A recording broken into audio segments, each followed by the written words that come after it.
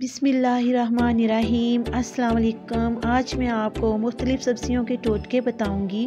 सब्ज़ियां जो हमारे घर में अक्सर मौजूद होती हैं, इनके बारे में मैं आपको बताऊंगी कि इनको हम किस किस तरीके से इस्तेमाल कर सकते हैं और हम इससे क्या क्या फ़ायदा हासिल कर सकते हैं। तो आपने ये वीडियो को स्किप नहीं करना और वीडियो को लाइक भी करना है और मेरे चैनल को आपने सब्सक्राइब करना है। तो सबसे पहले मैं आपको आलू के बारे में बताऊँगी।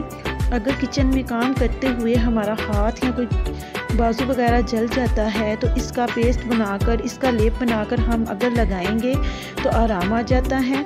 और नंबर 2 है कि अगर हम आलू को भाप में गलाकर इसका छिलका उतार लें और इसमें बच्चों को मक्खन या मलाई मिक्स करके दें तो इससे भी बहुत बच्चों को फ़ायदा होता है। और पथरी के जो मरीज़ हैं उनको भी ज़्यादा से ज़्यादा आलूओं का जो है इस्तेमाल करना चाहिए, ठीक है। इसके अलावा अगर कपड़ों में जंग वगैरह लग जाए तो उधर आलू को आप काट कर इसको मल लें तो जो जंग है वो दूर हो जाता है। तो अब मैं आपको दिखाऊंगी कि अगर हम सब्ज़ी काटते वक्त या अगर हमने चिप्स वगैरह बनाने हैं तो इसको इस्तेमाल कैसे करेंगे। ये आप देख रहे हैं कि मैं आलू के जो छिलके हैं ये उतार रही हूँ। इनको आप उतार लीजिएगा और पानी में डालने से पहले मैं इसमें ऐड करूँगी। तो पानी में मैं ऐड कर रही हूँ 1 टीस्पून जो है ये सोडा है मेरे पास, जो आम सोडा खाने वाला होता है ना, वही वाला। तो आपने ये पानी में डाल के आलू काटने हैं, चिप्स बनाने हो या घर में इस्तेमाल करने हो। तो ये जो आलू हैं हमारे, उनका कलर चेंज नहीं होगा। अब मैं आपको बैंगन के बारे में बता देती हूँ कि बैंगन को हमने किन किन फ़ायदों के लिए इस्तेमाल करना है और ये हमारे लिए कितना फ़ायदेमंद होता है। ये हमारे मैदे को भी दुरुस्त रखता है। इसके बहुत से फ़ायदे हैं। मैं यहाँ पे आपको चंद एक फ़ायदे जो हैं वो आपके साथ शेयर करूँगी कि जिनको भूख बहुत ज़्यादा कम लगती है, अगर वो बैंगन का इस्तेमाल कर लें तो उनको भूख जो है वो ज़्यादा लगनी शुरू हो जाएगी। और बैंगन को काटना भी आपने इसी तरीके से है। आपने अक्सर देखा होगा कि जब हम बैंगन वगैरह काटते हैं तो वो बाद में काले होना शुरू हो जाते हैं। तो आज मैं आपको जो टिप्स है इसकी दूँगी कि जिसकी वजह से ये जो बैंगन है अगर सारा दिन भी पड़े रहेंगे तो काले नहीं होंगे। तो इसके लिए पानी में आपने मिक्स कर देना है नमक, और नमक डालकर आपने इसको बैंगनों को इसमें काट के रख देना है।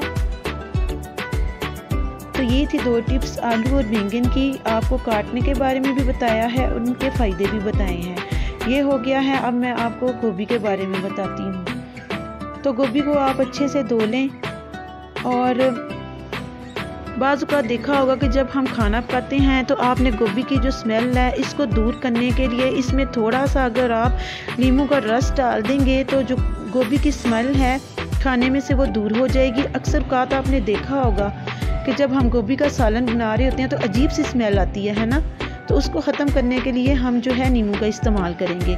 और इसको महफूज करने के लिए अगर आपने गोभी को महफूज करना है तो उबलते हुए पानी में इसको डाल दें और जब ये 2 मिनट तक पक जाए तो फिर इसको ठंडे यख पानी में डाल के आप खुश्क कर लें।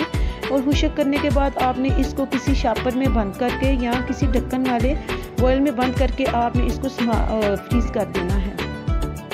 तो अब मैं आपको मटर के बारे में बताऊँगी। मटर को दाने जो हमने ये छील लिए हैं, तो चलें अब हम मटर के बारे में बताते हैं आपको। आपने मटर के दाने को अगर ज़्यादा अरसे तक महफूज करना है तो आपने उबलते हुए पानी से आपने मटरों को जो है वो धो लेना है। मेरा मतलब है कि ज़्यादा उबलते हुए पानी में आपने इसको थोड़ी देर के लिए डाल देना है और जब ये साफ़ हो जाए तो इसको छान लेना है। और छानने के बाद आपने इसको कर लेना है खुश्क और फिर आपने इसको पैकिंग बैग में पैक करके फ्रीज़ कर लेना है, ठीक है।